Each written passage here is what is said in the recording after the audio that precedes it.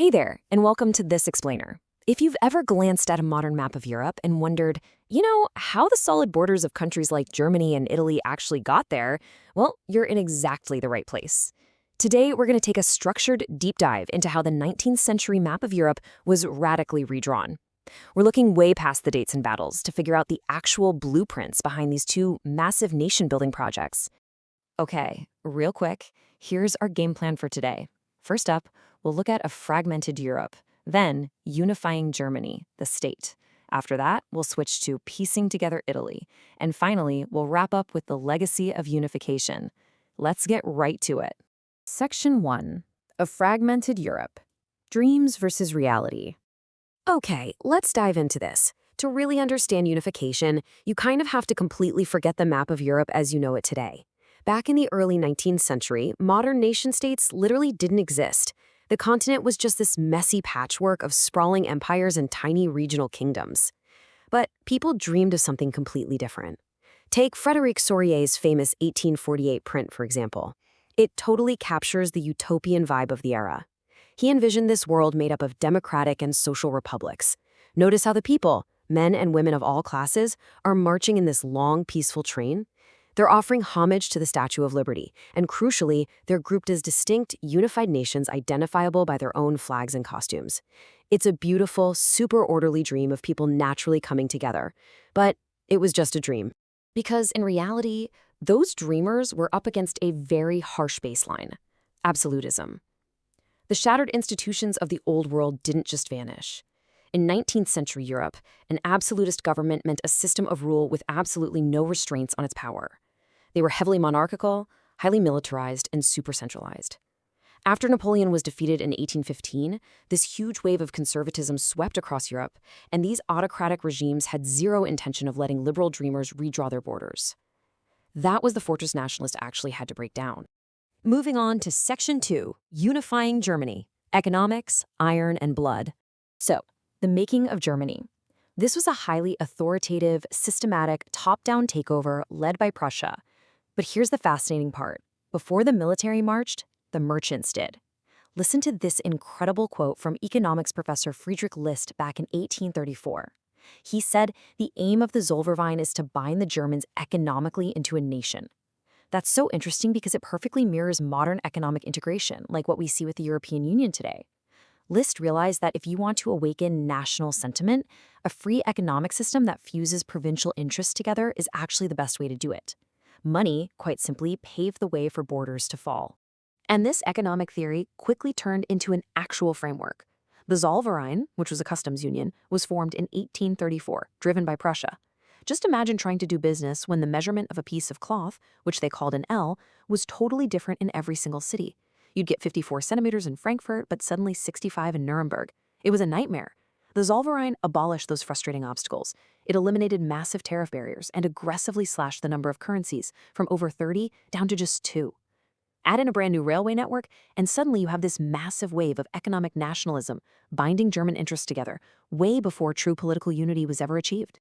But, economics alone couldn't finish the whole job. Back in 1848, middle-class professionals tried to vote for an all-German National Assembly in Frankfurt. They even drafted a constitution.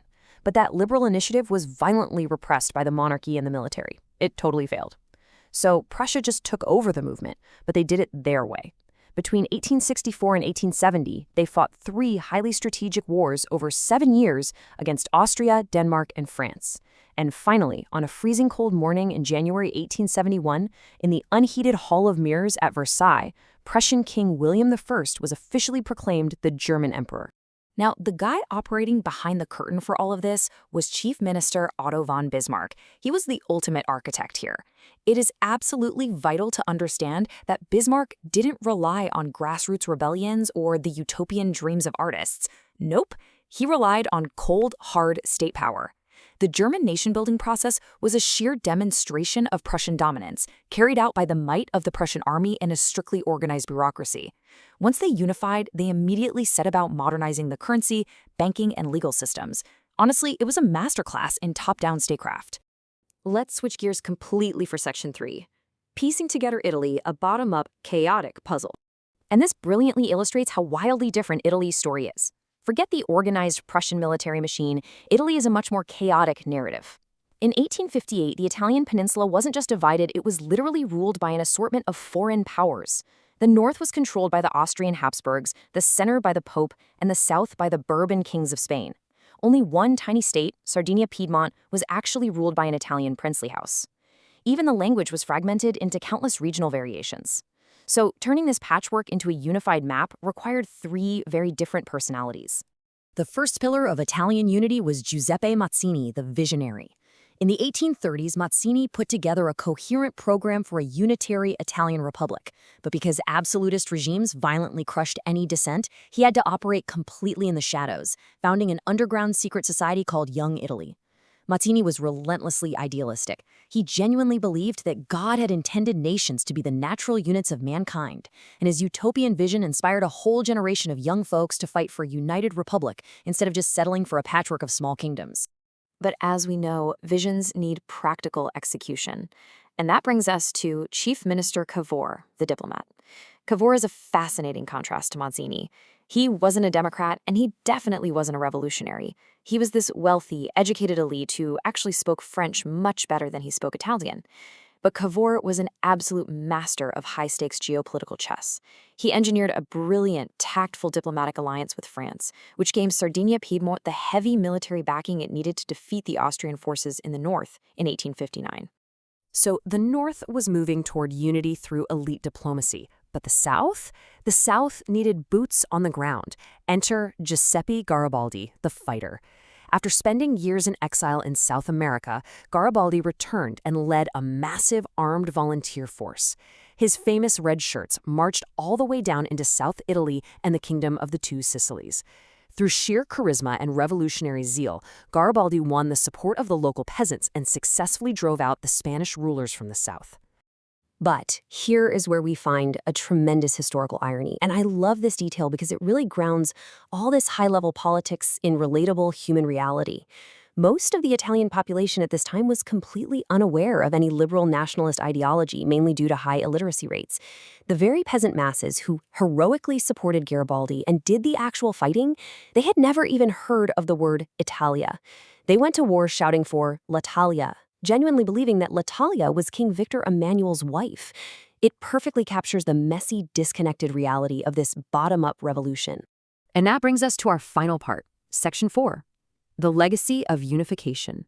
Two paths to unity. So the crucial point is that we've just traced two parallel, massive historical shifts, giving us two completely distinct blueprints for creating a nation. On one side, we have Germany, this highly structured juggernaut forged by top-down military dominance, precise banking reforms, and a strictly enforced bureaucracy under Bismarck. On the exact opposite side, we have Italy, a chaotic, stitched-together patchwork forged by an unlikely bottom-up alliance of calculating diplomats, exiled visionary dreamers, and illiterate peasant volunteers in red shirts fighting for a concept they didn't even entirely understand. Which leaves us with a fascinating final thought to ponder today.